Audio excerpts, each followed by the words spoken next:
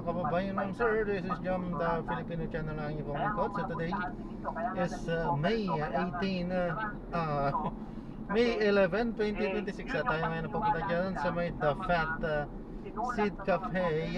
Dyan yan sa may Roastery, Juan Ayala. Juan Ayala, San Lorenzo, Makati. At dadalhin po natin yan sa may Yacal Street, Barangay 255, Tondo, Manila. Okay, so magbabalik po tayo mamaya matigwa. Pag nakuha na po natin sila, disclaimer lamang po. Ang content po natin ay kalsada at hindi ang passenger. So, ibig sabihin, naiipon ang naiipon Kaya sa nga naman, bawat panahon, sa bawat tao na tinatawag ng Diyos. sakasakali man po na may marinig kayo mga pangalan ng lugar, pangalan ng tao, pangalan ng organizations, government o private man yan ay wala pong kinalaman. Ang channel nito at wala pong pinapatungkulan. Pero pinag-usapan dito tao, dito lamang po yan sa loob at wala pong pinapatungkulan sa labas. So ito, nagkaroon na ng botohan dyan sa plenaryo ng Kongreso para po ipanig na itong impeachment laban kay Vice President Sara Duterte. Pero sa Senado naman, iba rin ang nangyari. Nagkaroon ng bagong liderato, napalitan ng Senate President. Meron lang siyempre panibagong majority of leader. Siyempre pagkaganyan, magkakaroon din ng bago dyan sa mga komite, no? Sa mga komite na kanilang mga hinahawakan tempore, no? Okay, so yan po ang mga mainit na mangyayari. Tingnan natin kung may mga updates pa dyan mamaya, no? Happy birthday sa mga nagdiriwang po ng karawan pa rin ngayon, ha? Happy birthday mga nagdiriwang ng anniversary. Happy anniversary. Ngayon po ay gabi na ng Lunes, 11 sa buwan ng Mayo. Ito, panahon na no. Pero tanda po na tayo ng report. Ako po ang inyong insider ngayon. Insider kasama. I-avail nyo ang ating mga servisyo at mga programa katulad po ng ating mga cleansing and detoxification program.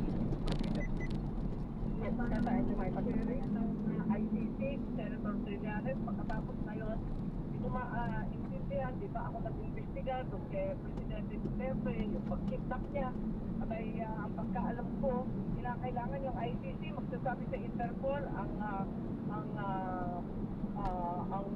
Philippine counterpart ng Interpol, yung Philippine Council for Transnational Crime, yung PCTC. Eh, hindi naman PCTC ito NBI ito At saka higit sa lahat, kailangan pumunta muna sa korte na Pilipino para for enforcement of foreign judgment, kailangan pinapamuha ng warrant. Kaya sino nga yung Pilipino Neil Tando. Ayaw mo sa kanila. So, ibig sabihin, actually, ulitin ko lang ang bastutan na to. Pagkatutak na bastutan, sinugod na yung Senate. Sinakta ng isang senador. Tuguan si Senator Bato. Siya laking tao. Talagang pinamba, rinesli, andyan sa may hagdan. Pagkatapos niyan, pinugbog naman yung ating security. Ano ba naman to? Tama ba to? Konting respeto naman. Ano ba yung paliwanag yan ko yung magsibat? Ewan ko sa kanya, tanongin ninyo. Mainta ulo ko. Pero ano kayo? Sorry, hindi ko. Kakausapin ko yung senador. Pero para sa akin, kailangan manindigan ng Senado ang aming karapatan, ang aming kalayaan bilang institusyon. Hindi ito tungkol kay Bato, kundi yung institusyon. Talagang binabastos na kami. Talagang naman babuyan na to. Sinusungkot na yung mga kwarto ng Senado. Ano ba to? Tatay kumera ng NBI. Sino sila? Siguro lang yan. Insistent ang mga NBI na ma-serve yung warrant of arrest ng ICC. Oo, pinagpipilitan nila. Ang nakakapagtaka, talagang sinasabi nila na hindi ko naman kaya silang pagalitan. Sabi nila nag-coordinate daw sila sa Senado. At hinayaan daw at sinumpina daw sila ng dating Senate President, pinakain pa doon sa kanyang opisina at inanyayahan na doon tumambay. Kaya medyo nagkumal nag-call kami, sabi namin, ba't ka na pumasok dito? Or pumasok dito? Ano, nag-coordinate naman kami. Nag-coordinate. Eh, pinapasok kami. Pinagbita kami. Nag-coordinate kami. Pinakain kami. Pinapasok pa kami dun sa mga opisina, tumambay. Eh, yun ang sabi sa amin. Eh, ang sabi namin, okay, hindi na ganun ngayon. Pero, ang maliwanag, sinayaan sila at inanyayahan pang kumain. Okay po, with the SPC po. So, yung kiniklaim po na nakain pa raw po. Eh, totoo naman, talaga naman. They were consulted kasi a-arrestuin daw sila si Bato ng 2 o'clock. So, nag-antay sila before 2 o'clock. Pinakain sila. Yun ang pagkaintindi ko doon sa kwento ni Patita. Kami ay ano po, kinukuha din nila yung mga NBI agents na nagtangka mag-arresto. Pilit nilang kinukuha. Tapos sabi namin, pwede ba i-clear muna to ng i-clear muna yung buong Senado, umalis, mag-withdraw muna kayo dito. At dito, umakamsa yung mga NBI, kompleto yung law firm, nagla-lockdown. Binubuksan yung mga sasakyan ng mga empleyado, papasok, pati yung papalabas. Ano ba ito? Dapat, ang una, mag-withdraw muna sila. Umalis muna sila dito. Kasi bago na ang Senado dito, hindi na kami sinusunod. Ay, pag-usapan na kayo. Sabihin ko ma'am, ano siyang naging pinagtapuhan? Wala, pero nagkakalap pa rin yung NBI. Andyan, hindi na ako eh.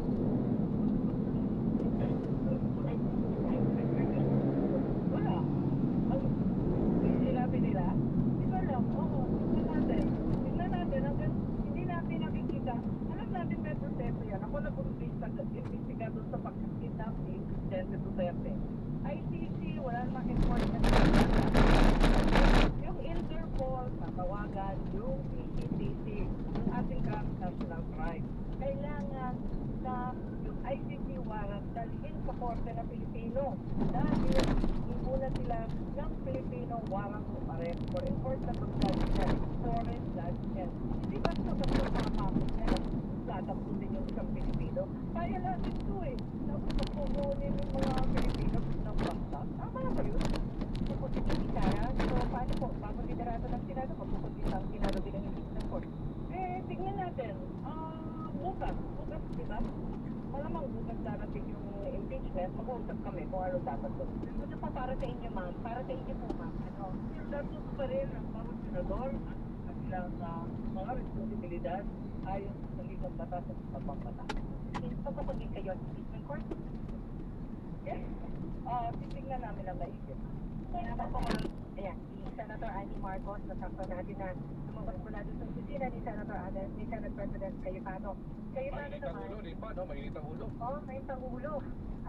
Nagsisigil doon sa NBI, pero habang kaharap naman namin, ngiti, pero yun nga, may salit ang ulo dahil doon sa nangyari kay Senator Bato na sabi niya papamastos, hindi na kay Senator Bato pati sa Senado bilang institusyon. So yun pala hinihingi, mag-pull out dito ang mga tauhan ng NBI. Sa mga sandaling ito, nandito kami sa second floor, mula na yung mga tauhan ng NBI doon sa hallway kung saan nag-abang sila kanina kay Senator De La Rosa, kung saan din umabot yung habulan. Wala din hindi lang namin basta kung saan ng direksyon pumunta si Atty. Melvin Matibag dahil sinundan na namin si Cayetano saka si Senator Amy nung lumabas mula dito sa tanggapan ni Cayetano. So ang isa din na hinihingi ay ibigay sa NBI yung mga tauhan dito na kinontent ng Senado hindi nakukulong dito. Pero sabi kanina ni Senator ni Cayetano, Senate President, hindi sila papayag na lang naman na hindi managot ang mga yon. Senator Jico, si Senator Jico Estrada, so hindi na. Kami na po kay elevator. So ano po pinagtapusan ng meeting? Ano po, arrestuin ba? Kumain ba kayo resident center ba ito? Pwede ka matuloy. So ano po, insistent na pong NBI na arrestuin si Senator Bato? Huwag naman dito sa lito. Pero pag lumabas, pwede sir eh. Well, hindi natin alam. Hindi natin alam kung pwede siyang arrestin pag naglabas. Basta pagkakaintindi ko, hindi pwedeng hulihin ng cellphone while we are in session. And then, so paano po mariresolve ba yung parang, task force na yan? Nag-usap sila kasi we have agreed to cite in contempt those NBI elements who were chasing Bato. Kaya lang gusto daw pong kunin nato ni Matibag, ayaw nilang iwanan dito. Ibibigay mo ba? Just the detention. I don't know. Sila si Senate President Alan and sila Director Elvin. Ano kung usap mo sa Senator, magkukonvene ba ang Senado as impeachment court na yung bagong liderato ng Senado? Kasi likely po bukas din yung article. Well, we have to follow the rule of law. We have to proceed as an impeachment court. That is inevitable. Ayan, hinarap. Thank you. Darang yun na sa elevator. Hinarap sa elevator, oo. Hinarawan ko ng pinto. Oo. So, yun na, sinatabayan ako. Ito na naman si Senate President Alan Cayetano. Alam mo, parang parito. Ano yan? Yun siya, no? Si meeting. Senator Bato de la Rosa. Nasa siya? Si Senator Bato, supposedly nasa lounge eh. Sir, ano lang resolution? Ano po, We're working on it. So we're sorting out issues with the NBI. Tatlong issue, no? The manner and the way that yung warrant was executed. So basically sinasabi nila, may coordination sila sa former SP at pinapasok sila. But of course we're saying, pinapasok kayo, hindi para makipaghabulan sa loob ng Senate. The second issue nga is yung contempt that the Senate has to stand up for itself. And dapat ma-holding contempt ang pinag-uusapan lang na yung host, considering na sila at medyo fully booked din tayo. And then number 3, apparently iba yung report sa kanila, kasi yung report sa kanila, yung usaha daw ang gusto, rather than yung taga-usahan ng gusto. So we're talking about fact-finding regarding that. So the senators are talking now. So as I said kanina, diba, napaka-importante na level-headed tayo lahat. At napaka-importante na klaro na huwag yung paglaruan yung Senado. I mean, this is not topic kanto na, will make excuses and they're having contempt. So it's a matter of time siya they will pull out NBI, but I'm sure that we have to report to their higher ups regarding if they will continue to serve or they will follow our suggestion, which is to get a warrant of arrest from a Supreme Court. So, ibig sabihin po, pero impeachment ba, sir, yung NBI na makuha si Senator Bato? Pero may kasama ko si Senator Aimee, Senator Marcoleta, Senator Vicar, Senator Sia. May iba't ibang opinion talaga kaya mahaba. That's why we have to decide ano yung mga i-play sa public order at ano yung i-decide tonight. Kasi nga, as you know, bumoto na yung House. So may that they were allowed now to come to the Senate and allowed to arrest him here. Yung, sir. By Senator Soto. I told him we have Senate Resolution 44 and I told him ang stand namin, we have to get a court order, an arrest order from a Philippine court and you have to allow Bato to exhaust his legal remedy. And after exhausting all of that, only then will he continue to surrender. We're in the process of talking about that. But even if he says yes now, I am sure he has to report to his higher up. Hindi pa naman kasi sabi nila they're willing to pull out tonight. So that doesn't mean they won't be back tomorrow. So, if we pull out tonight, si Senator Bato stays in the building. Nag-uusap pa kami ni Senator Bato kung saan siya mas safe. Kasi nga kung dati speculation lang na baka habulin or hanapin siya. Ngayon, it's very clear. Yung lockdown?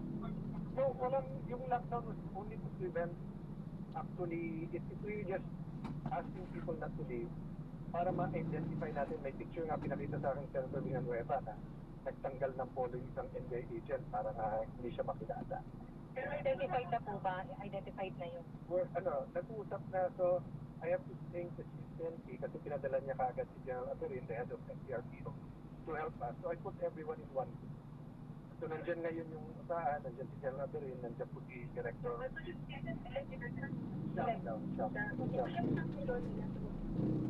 Nandito pa sa loob ng Senate, pero wala pa sa huli. Kasi wala nga tayong huli.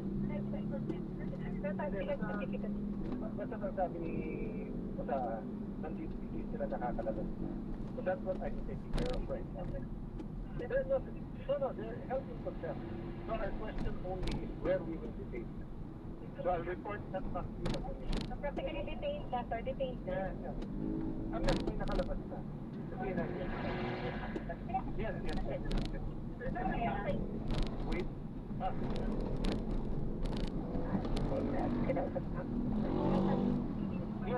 So, inside the room, Director Matibag, General Agarin, and ang ating utaan, then standby din yung Secretariat for the next director.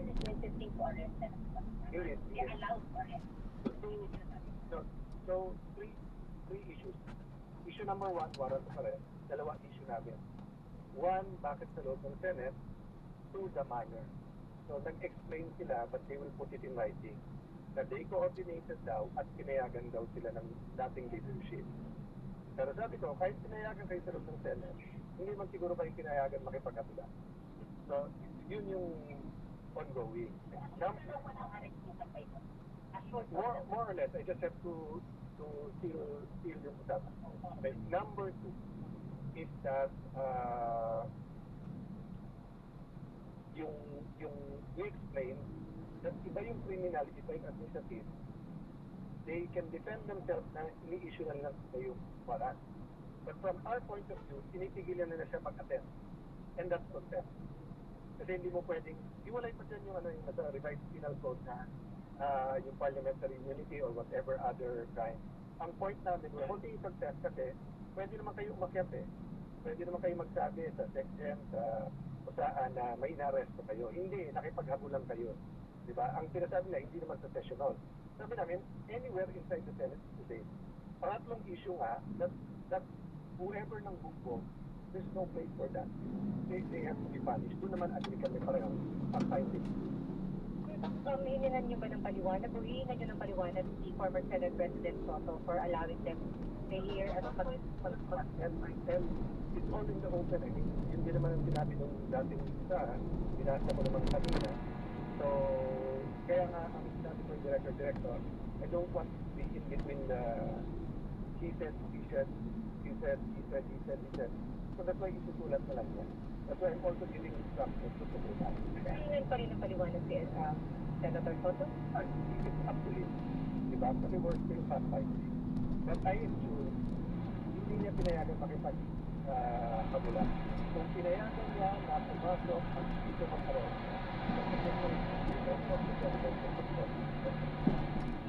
kasi that never happened. Senator, dito sa I think we will find a solution. We have to find a solution. As I said, we're into 2 or 3 crises sabay-sabay, di ba? Sooner or later, dadating dito yung articles of impeachment. Do you want, ang pinag-uusapan pa rin natin, si Sen Bato. Number 2, hindi ramdam ng lahat.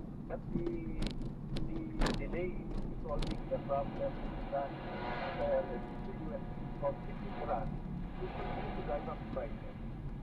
So it needs our immediate attention. I was reminded by the senators now, we have to fill up some issues. I don't know. Ang trabaho lang namin is to receive it and then to act on it. So far, wala pang sasabi sa akin. Kayo at before? We were talking already with the minority. I told them, lahat na tayo magbasa ng rules. Kasi mayroong nag-opinion na kailangan muna ipasa yung rules. May nag-opinion na dati naman, sinunod lang yung dating rules. So, yun ang meeting ko after matapos. We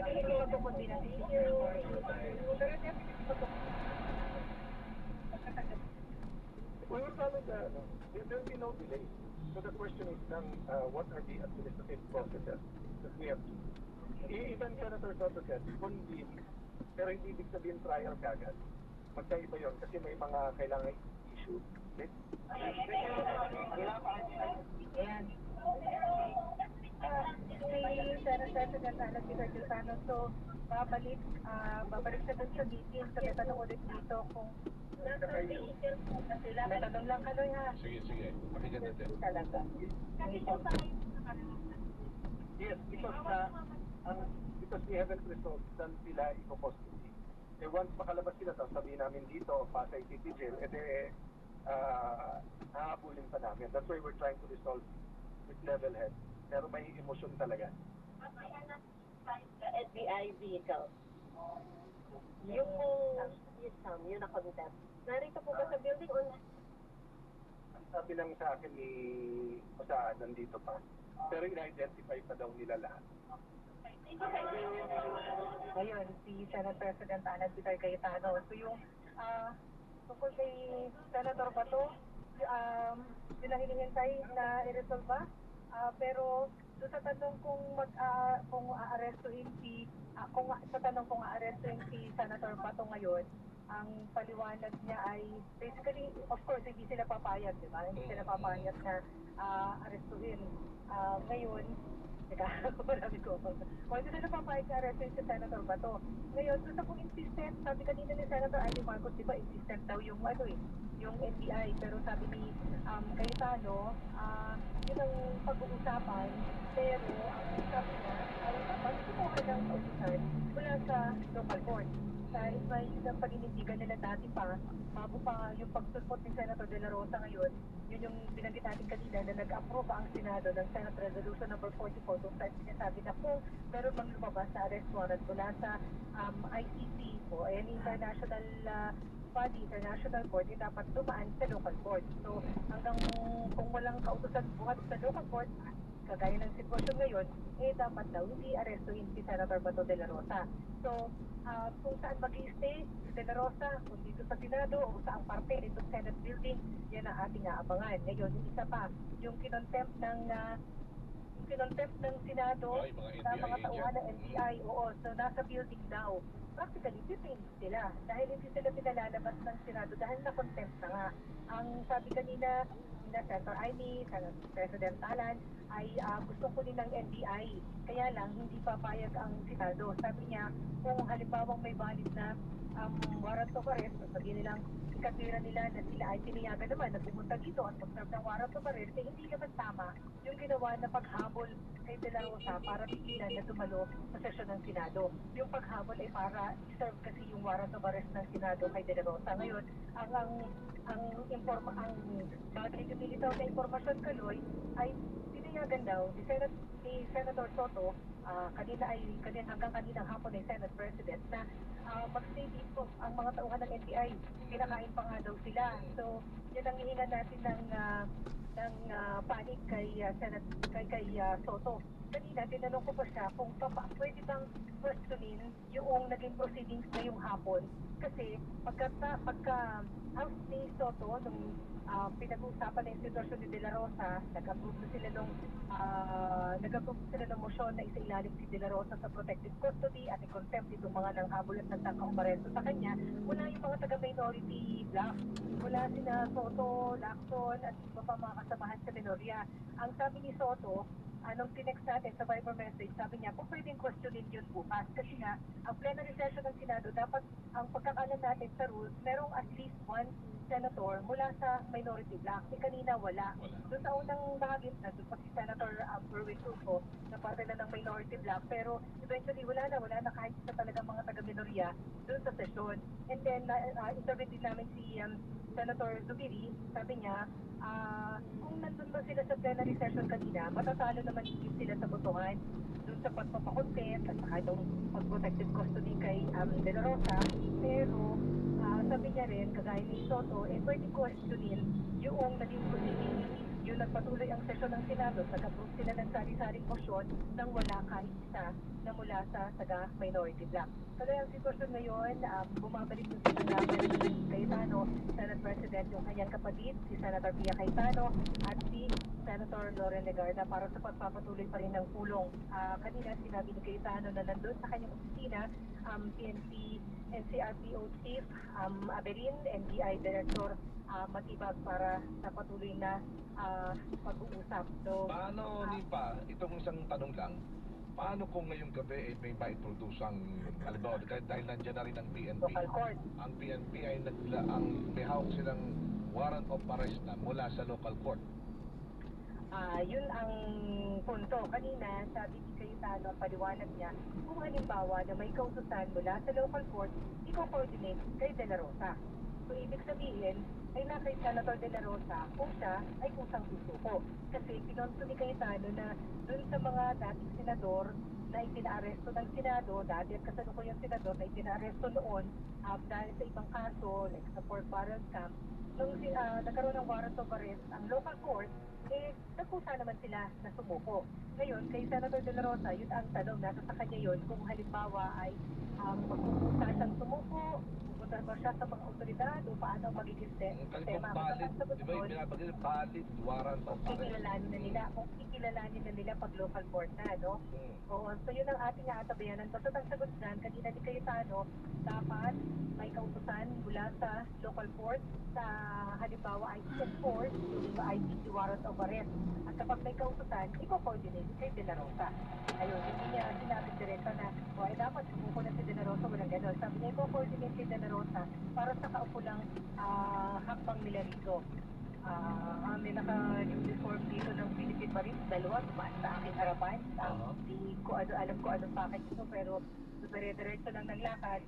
Hindi naman doon sa opisina ni Hindi ata tayo kasi dyan. Kasi po. Siyempre, Senate Security personnel, yung mga OSAAC o Senate Sergeant at Arms. Itong Marines, hindi ko alam, pero dalawa lang naman yung pumasok, wala naman anong commotion, kapati lang sila na naglakad papunta doon sa may Senator's Lounge. Na ang pagkakaalam namin, nandoon si Senator De La Rosa. Parang parito yung mga senador, si Senator Rodante Marcoleta, nakita ko rin dito. Ang hindi namin nakikita sa mga sandaling ito at mula kanina na nangyayari yung sa Senado yung mga pagpa-approve ng mga motion, yung nag-session na yung buong majority block ay yung mga kasampi ng minorya. Hindi lang namin sa kung nandito pa sila sa building o kung babalik pa sila sa session, halimbawa mag-resume ito anytime. So muli hindi pa naka-adjourn ang sesyon ng Senado kasi may mga nire-resolve pa dito, kailangan nilang resolvahin o kailangan tapusin yung pakikipag-usap sa mga tauhan ng NBI at mga opisyal ng Philippine National Police. So yun ang ating patuloy na aasabayanan dito sa Senado. Sa mga sandaling ito, Ma'am, sobrang sikip yata doon, ma'am. Ano ba? Pasado 9:30 na. Usually ang Senado tapos Hindi yata ako kakasya doon, ng ma'am. alas 6 o alas 7 maliban na lamang ay yung pabirang pagkakataon, Carlo, na inaabot sila ng hanggang madaling araw ay kapag tinatalakay yung national budget. Yun nangyayari yun kapag November, December, inaabot sila ng morningan hanggang madaling araw pa. Itong pagka-regular na sesyon hanggang alas 6 o alas 7, gabing-gabi na yung alas 9 ng gabi na nagsesesyon ang mga senador. Pagkamatala, mula dito sa Senado, ni Padre de Super Radio, DZWB, Balitang Totoo. Maraming salamat Ninfa Rapido. Yan po ang mga pangyayari pa dyan. Pero ano pa, may pahabol pa. Dahil si dating Congressman Mike Defensor nagtungo po sa Senado. Sabaya ang kanyang baka dyan. Nandiyan naman si Luisito Santos, LA. Babalikan natin ang signal mula kay LA. Samantala na naman ang pangyayari dyan po sa labas dahil may mga grupo-grupo din po na mga nagtitipon dyan sa labas ng Senado. Nakatutok si Sam Nielsen. Sam. Paring Kaloy, marami ng sasakyan nakalabas mula kanina pa sa compound nitong Senado. At sa loob pa lang ay isa-isa ang pag-inspeksyon ng mga tao ng NBI kanina. Hindi na namin namataan kung sino-sino talaga yung sakay ng mga sasakyan nakalabas sa gate kung saan naman makikita ang kumapal na ring mga Duterte supporters. Ay dapat yan kasi kanina na mga ito paglabas itong si dating Senator Antonio Trillanes, pero sila'y nabigo na ito'y makita. Ang ginawa kanina ay puro pagsigaw na lang ng mga pagtuliksang mensahe laban sa dating senador sa mga sasakyang lumalabas. Parang humit may concern yung kanilang pagsigaw. Kanina bago pa man nakapasok sa gate naman ng Senado ay inulan din ng panlalait at pangutya itong si NBI Director Melvin Matibag mula sa mga nagdatingan dito mga Duterte supporters. Naisip pa rin naman na nakabarikada itong mga tauhan ng Civil Disturbance Management Unit ng Southern Police District at maging ng Pasay Police sa gate para matyak ang seguridad.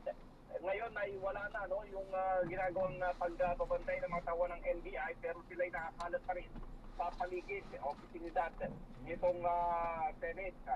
Kung kanina maingay ang sigawan dito sa panig ng mga taga-suporta ng mga Duterte, ngayon ay parang nagmamasid na lamang ang mga ito sa harapan ng gate ng Senado, pero pumapal na rin yung kanilang bilang paring Kaloy. Gano'ng karami batay sa pantaya ng otoridad? Thank you po. Ayaw pa nila magbigay ng figure. Kanina pinapakungkin natin paring Kaloy. Pero kung pamilyar ka sa mismong estrada o itong harapan ng gate ng Senado, magmula doon sa gate hanggang sa bago ka makatapak sa pinaka main highway itong Jokno Boulevard, halos mapuno na yun ng taga-suporta nitong si dating Pangulong Duterte. At sila nga ay nagpapakita rin ng suporta dito kay Senador De La Rosa. Si Atty. Jimmy Bondok kanina, namataan din natin dito paring Kaloy, at sa kanyang media sa kanya kanina, sinasabi niya ay kumakatawan para kay De La Rosa at kay naninindigan na kung totoong may lehitimong arrest warrant mula sa ICC laban kay De La Rosa ay Walang lalabasan dyan? dapat ito mangibabaw dahil hindi na rin Ha? member of Pilipinas. Dapat din daw may exercise ng mga law enforcers. Hindi, yung lalabasan, may lalabas. Meron, may daanan yan. Opo, direct. Dahil ito daw ay may impact sa Ay, hindi tiwala yata, ng nakaharang mamamayang yata. Pilipino. May Hindi ba nakaharang yan? tayo, dito Sige, sa sige, try ko. kabilang direksyon ng gate ng Senado ang mga tao ng PNP at Pasay LGU, at may nakahanda na rin ambulansya, kasunod na rin ng nagaganap naman pagkagsa rito ng mga Duterte supporters. Ako ay Sam Nielsen ng GMX Radyo Studio D. Balitang totoo. Maraming salamat na Luisito Santos. Balikan po natin ang paring sabi ng Senado. Balikan natin ang signal mula kay LA dahil dumating daw po rin si dating Congressman Mike Defensor dyan po sa Senado. LA. Yes, Kuya Kaloy, nagdating na dito sa labas ng compound ng Senado dito sa Pasay City. Itong mga taga-suporta o mga supporters na nagpapahayag ngayon ng pakikita kay Senator Ronald Pato de la Rosa na hanggang sa mga oras ito ay nananatili pa rin dito sa loob ng compound ng Senado. Sabi na sa mga personalidad, mga kilalang taga-suporta ng mga Duterte na nagtuumay dito. Ito ang si Congressman Mike Defensor na considered itong grupong Rich Coalition na pinagbubunuan si Darong Mayor Pante Duterte.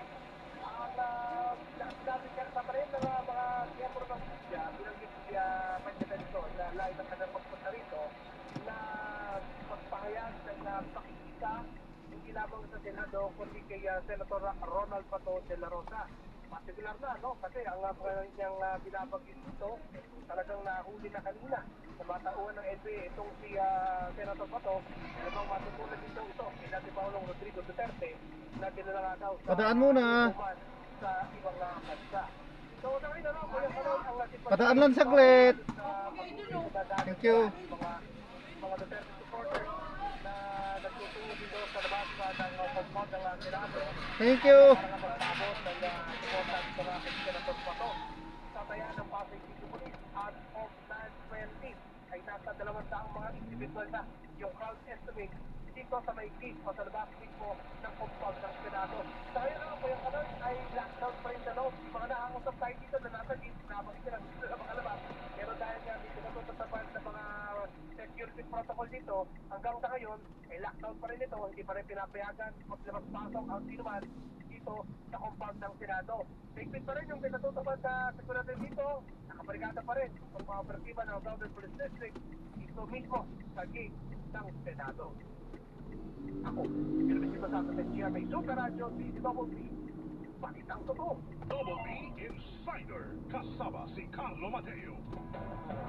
Sunod-sunod na mga report po yan mga kapuso. Kami po ng nangyayari dyan sa... Sir, nasa linya na po ng telepono ngayon si Atty. Mel Santa Maria, former Dean ng Far Eastern University Institute. Lakay Ray at Kites, naka-barricade pa rin ngayon dito yung mga kapulisan sa main gate ng Senate.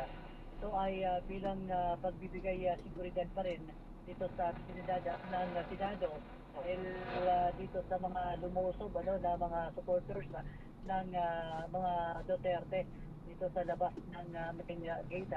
Habang kanina, dapating rin dito si dating Congressman Mike Defensor at nagpapakita sila ng suporta kay Senator Bato de la Rosa na sa ngayon ay nasa loob ng Senado. Hanggang mananatili sila dito, magdamag sila, magbibigil sila. Ngayong gabi, magpapalipas ng umaga hanggang sa matapos ma-resolve itong problema ngayon na kung saan ay nakaumang pa rin yung mga Ayan, so na-drop na natin sila. Maraming salamat po sa panonood. Hanggang sa muli, ingat. God bless. Paalam po.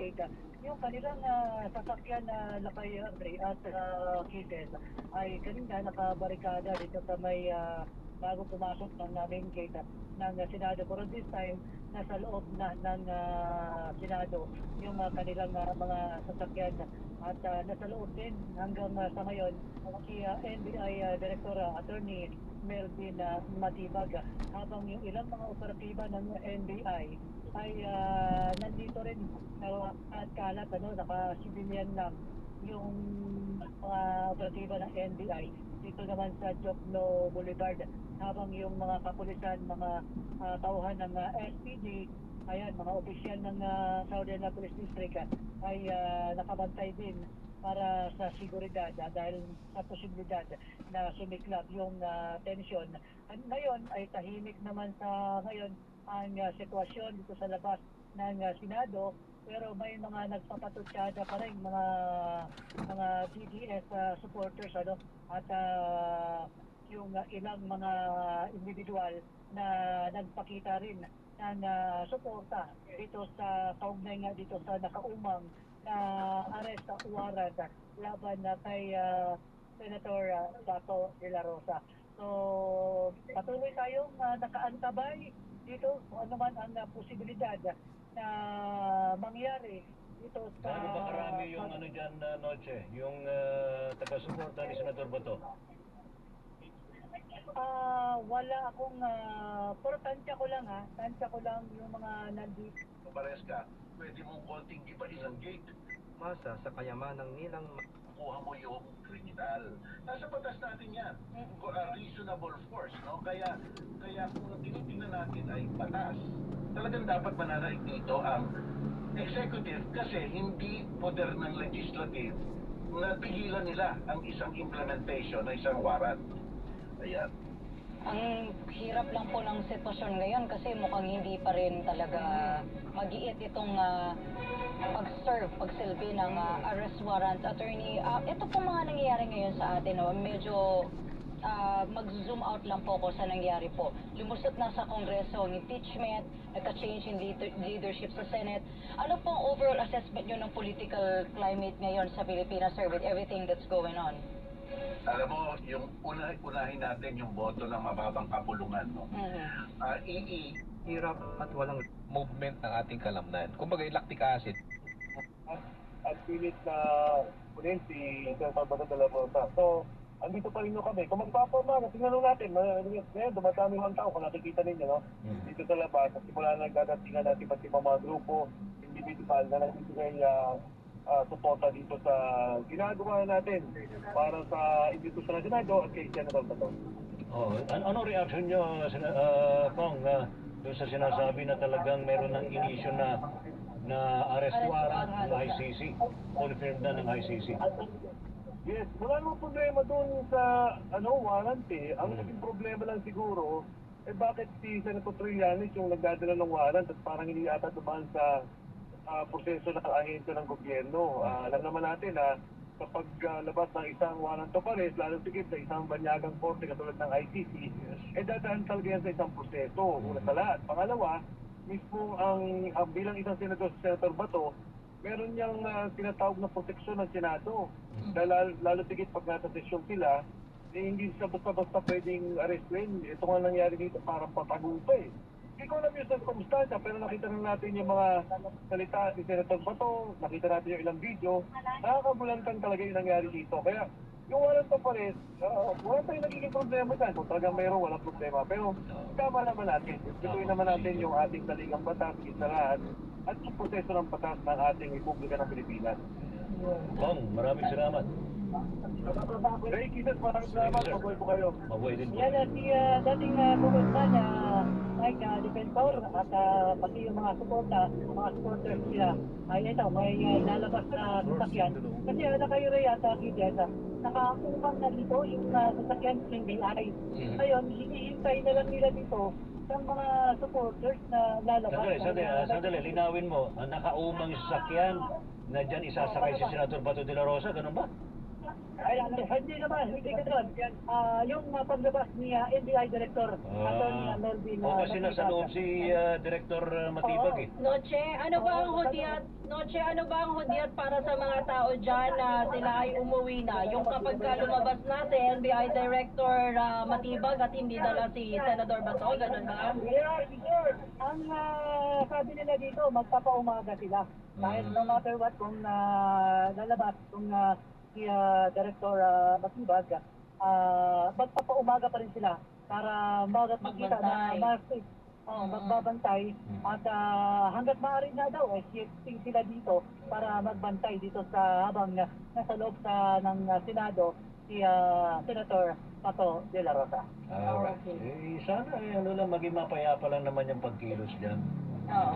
Mukhang Ito naman ang binabanggit rin dito, peaceful lang yung kanilang paglalabas ng damdamin, pagpapahayag ng kanilang suporta dito kay Senator Bato de la Rosa.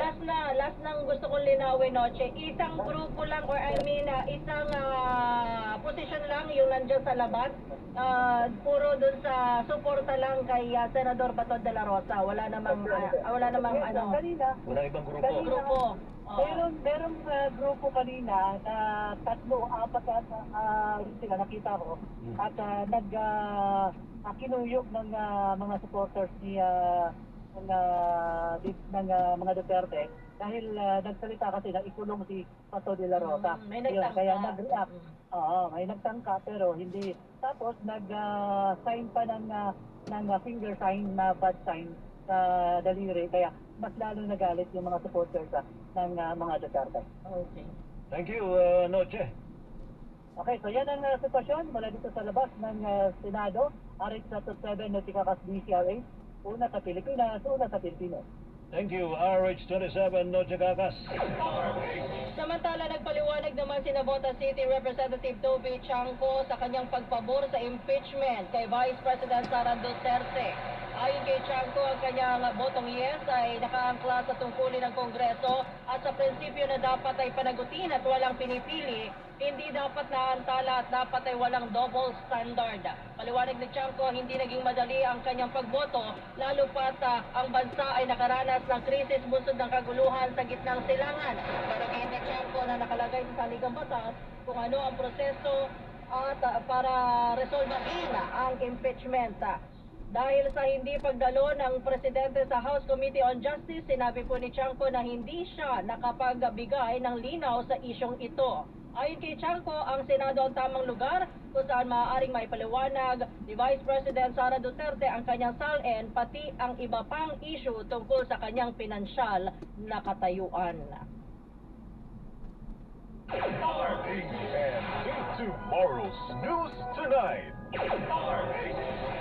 Samantala sa ibang balita, no show si Television Network anchor Liza at Jeff, katatapos lamang ng pulong ni NBI Director Attorney Melvin Matibag at Senate President Alan Peter Cayetano. Sa ambush interview dito sa Senado, sinabi ni Attorney Matibag na nagkaroon ng kasunduan sa pagitan ng Senate leadership at maging ng NBI. Una, yung siyam na tauhan ng National Bureau of Investigation na tinukoy na humarang kay Senator Ronald Bato de la Rosa na makapasok sa session hall ay na-identify na at na-contempt na at ipakukulong. Pero napagkasunduan na ang kustodiya sa siyam na ito ay hindi dito sa Senado, hindi rin sa PNP kundi NBI.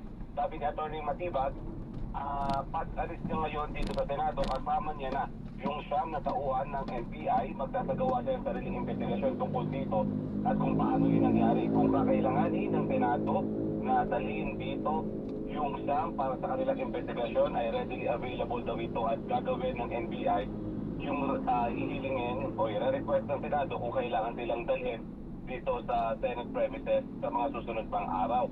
Kaugnay naman kung tuloy pa rin yung kanilang pag-aresto ngayong gabi kay Senator Ronald Bato de la Rosa, ang sabi ni Atty. Matibag, dahil nagpasanan ng dahil under Senate protective custody si Senator Ronald Bato de la Rosa, ibig sabihin hawak na ng Senado si de la Rosa, ipinauubayan na muna nila sa Senado ang pagkadlong dito kay de la Rosa dahil inirerespeto daw nila ang co-equal branch ng pamahalaan. So for now, aalis ang NBI kasama yung siyam na mga tauhan at hindi na aarestuhin si Senator Ronald Bato de la Rosa. Yan yung napagkasunduan nila ni Senate President Alan Peter Cayetano. So beyond that, mayamayang konti ay matapos mag-adjourn itong session ay magbibigay naman ng press conference si Senate President Alan Peter Cayetano at malaman din natin kung ano pa yung iba sa mga napagkasunduan nila ng NBI at kung ano pa yung magiging latag ng Senado pagdating naman sa mga susunod pang araw. So yan muna ang sitwasyon mula dito sa Senado. Yan ang balitang kumpirmado. Sigurado, ito ang Radyo Patrol, Robert Manong, DZMM. Robert, mabilis lang kasi di ba may survey na naman from CIDG. So paano yun? Hindi makakapunta si Senator De La Rosa sa Webes o ito? Tinanong na namin yung pasbida na yan na deserve kanina sa tanggapan niya kanina umaga. Kaya ayaw niya muna sagutin yan eh. Basta ang sabi niya, kung ano man yung magiging strategy niya, hindi anunsyo sa media. At kahit yung pag-stay niya, kung mag-stay ba siya dito, aalis ba siya dito, at ano ba yung mga susunod siyang plano, wala siyang sinasagot sa mga tanong na yan ng media dyan. Maraming salamat, Robert Mano.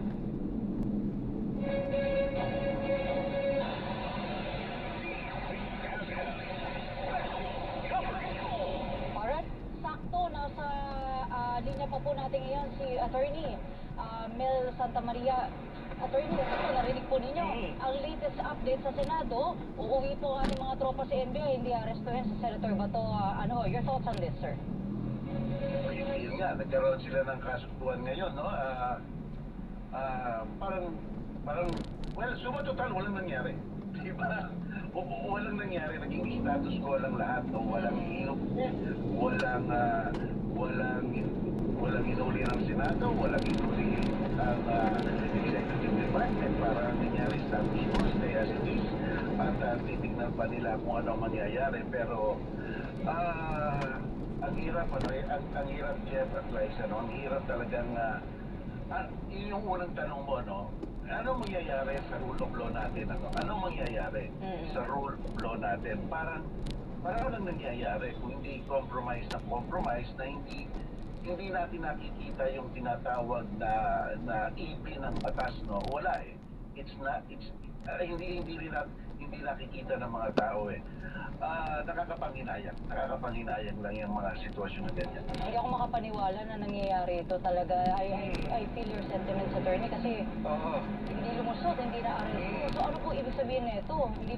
Parang hindi ba makaka-apekto ito sa kumpiyansa natin sa law enforcement? Anong magiging effect nito in the future, partner, hindi ba? Alam mo, tama yan talagang sinasabi nyo. Yung sinasabi nga natin eh, the most effective way to prevent crime is people know that mahuhuli sila. Diba? Kasi kung hindi mo gagawin yung immediate remedy na yun, ganyan, basta lang pala nag-usap ang dalawang matataas na tao, may napapagkasunduan. So parang ano na ang nangyari sa rule of law? No? Parang isa nakakapaminayan, nakaka-frustrate, nakaka-disappoint. Tayo, mga observers lang tayo, pero dapat talagang punahin natin itong mga ito. Attorney, susugan ko lang ho yung tanong kanina bago mag-report si Robert. Yun nga ho, yung gano'ng ka-crucial yung pagpili nga ho ng mga House Prosecutor. Kasi kung sinasabi nyo nga po kanina na liyamado na doon sa Senado, paano ho dapat yung selection doon sa mga House Prosecutor? Ibig sabihin mo yung mga House Prosecutor kung gano'ng napaka-importante sapagkat sila ang maglalatag ng ebidensya, sila ang magtatalumpati, sila magkokonet ng dots. At ang pasanan nila talaga ay napakabigat. Tandaan natin yung 13 people na bloke dyan. Kung hindi nila matitinag yan, siguradong acquitted yan. Kaya dapat makakuha sila, kung gusto nila makapag-convict, talagang makakuha sila ng mapapalitan nila yung pag-iisip, mababago nila yung pananaw. Kamukha yung nakita na natin sa House of Representatives ngayon, may nagbago ang pananaw di ba? Sinabi niya pa, tinalumpati niya pa. So, crucial talaga na yung mga prosecutor magandang piliin. Dapat piliin sila mabuti. Opo. Attorney, one last question on my end na lang po ito. Ito po nangyayari kay Senator Bato de la Rosa ngayon. Makaka-apekto po ito sa tingin ninyo sa magiging impeachment trial kay Vice President Sara Duterte? Posible po bang magkaroon ito ng epekto in terms of scheduling dahil po may nangyayaring ganito kay Senator Bato de la Rosa? Well, titingnan natin yan, Lysel, no? Kasi nakalagay sa Senate Resolution 39, kung iyan ang susundan nila, ito yung mga alituntunin na ginamit nila kay Corona. Na sinabi, kung naumpisa na ang paglilitis, araw-araw dapat gagampanan yan, maliban na lang sa Sabado at Linggo, holiday of obligation, para matapos kaagad.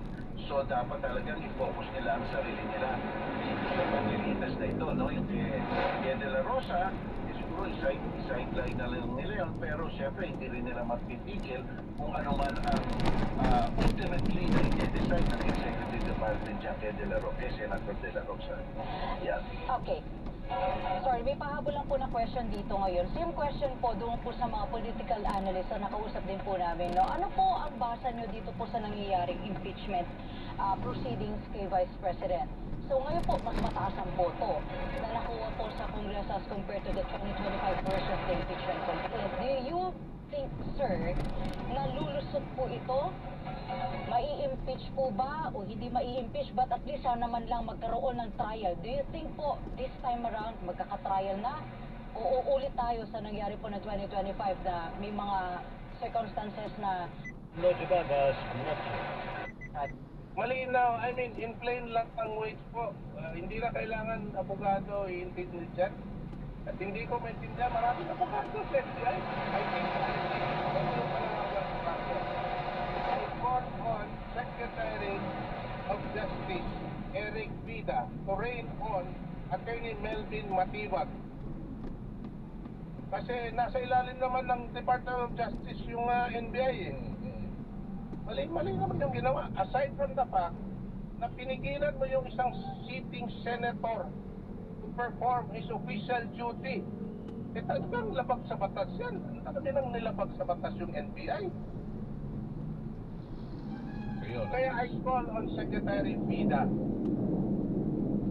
You call your man there in the NBI. Mag-usap kayo. Nakakahiya na. Okay. At least nalinawan tayo ngayong gabi at attorney, maraming salamat doon sa mga akala ko mag-usap pa tayo ng matagal. Hindi, alam niyo naman na. No, attorney, thank you so much. Sa ulitin po sa mga ganitong usaping legal. Sa susunod, taas na usapan to. Kasi yung bayan ang nagdudurusa rito. Opo. Ay, pero isang pahabol na tanong. Patungkol sa dahig at di ba natapos na yung termino ng isa sa mga abogado ni dating Pangulong Duterte. Ano po yung mga inaasahan pa natin? May napili na magdadagdag pa ba ng abogado? Yan lang. I think we will have to leave that to the isa bagong abogado that was engaged by the family, no, to represent the former president. So we will leave it to him kung anong legal strategy ang gagawin niya as regards that moving forward. Okay. Muli, maraming salamat, Attorney Martin Delgra, sir. Magandang gabi po sa inyo. Salamat din po sa pagkakataon, Carlo, at sa inyong lahat. Mga kapuso, si Attorney Martin Delgra, the third, co-petitioner ni Senador Ronald Bato de la Rosa doon po sa usapin na may kinalaman doon sa nang-arestuhin, no? Nang ina-aresto at sa termino naman ng mga Duterte ng panahong kinikidnap. Yun, di ba? So, yung mga termino At alamin po natin naman ngayon ang sitwasyon. They can start to sa labas po ng Senado, ano pa yung mga nangyayari doon, ha? Nakatutok po si Luisito Santos, LA. Yes, Kuya Kaloy, pinayagan naman makalabas dito sa loob ng compound ng Senado. Yung ilang mga empleyado, mga bisita dito nga sa loob ng Senado na naabutan nga ng ipinatupad na lockdown kanina sa tanghali. Yan ang kasunod nga, no, nung tangkap pag-aresto kay Senator Roland Bato de la Rosa ng mga operatiba ng National Bureau of Investigation. Bandang alas 9:42 ngayong gabi nang buksan itong mga gwardya ng Senado. At pansamantala munang tumabi at umalis mula sa pagkakabarikada yung ilang tao ng mga Southern Police District upang bigandaan yung ilang mga sasakyan na nanggaling dito sa loob na halos ilang oras na na-lockdown at hindi tinayagang makalabas. Kasunod nga na pinatupad na lockdown. Napakaraming mga sasakyan nito, kung yung hindi bababa siguro sa mga 20 sasakyan na nakita natin lumabas dito na ang problema lang, medyo hindi kagad sila medyo nakalabas ng dire-diretso dahil bukod sa mga nakabarikadang mga pulis na nagpapatupad yan ng security perimeter, ay may ilang mga taga-suporta dito ni Senator Ronald Bato de la Rosa, yung medyo nagtitipon-tipon, naiipon sa gitna. At ngayon medyo bumabagal yung labas ng mga sasakyan. Samantala, pinato naman ng mga empty bottle, binisigan ng tubig at nakatikim ng mga mura. Wala nga dito sa mga taga-suporta ni Senator de la Rosa, yung ilang mga sasakyan na pinaghihinala ang gamit ng mga tauhan ng NBI. Kapag kasi nakakita sila dito ng marking ng NBI o pinaghihinala at ito'y sasakyan ng NBI, eh kanila itong binabato ng mga bote at ng tubig. Pero wala namang naging malalang sitwasyon dito dahil yung mga inyagin dito ay mga empty bottle. At sa ngayon, Kuya Kaloy, ay nananatili na mga mapayapa yung sitwasyon dito. Kasunod nga nung bagya lang na nagkaroon ng tension dahil nga sa ilang mga supporter dito na nagsisigawan. Kasunod nga nung paglabas ng ilang mga sasakyan na dito, magmula dito sa loob ng compound ng Senado. So ngayon, Kuya Kaloy, ay puno-puno pa rin, napakarami pa rin mga tao dito nga sa labas ng gate ng Senado. Dito yan pa rin sa bahagi ng GW Jokno Boulevard dito sa Pasay City. Ako, si Luisito Santos ng GMA Super Radio DZBB. Palitang totoo. Double B Insider, kasama si Carlo Mateo. Maraming salamat po mga kapuso. At LA, maraming salamat. At tabay na po tayo super balita sa gabi ni Miss Shirley Escalante. Manatiling nakatutok sa mga kaganapan, mga nangyayari po dyan sa Senado. Uli ako po ang inyong insider Carlo Mateo. Mga kapuso dito sa DZBB, walang kinikilingan, walang pinoprotektahan. Noon at ngayon, serbisyong totoo. Inyong natunghayan ang isa na namang makabuluhang talakayan ng mga isyong hinukot sa pulso ng bayan. Muling samahan si Carlo Mateo mula Lunes hanggang Biyernes, alas 9 hanggang alas 10 ng gabi. Double B Insider. GMA Super Radio DZBB. Balitang totoo.